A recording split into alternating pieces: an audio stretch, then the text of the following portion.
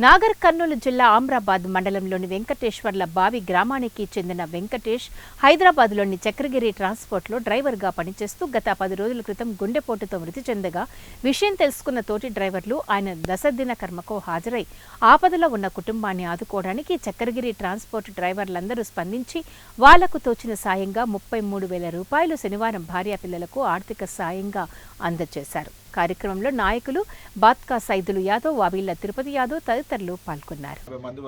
వాళ్ళ చేతనైనంత 500,000 రూపాయలు అట్లా టక వేసేసినాము.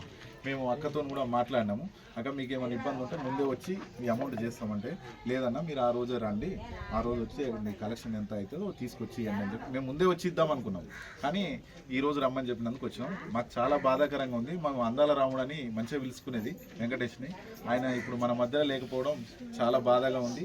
ఆ లోటును మనం ఎవరైనా తీర్చలేం కాబట్టి వాళ్ళ పిల్లలకు చేదోడు వాదోడుగా ఉండాలని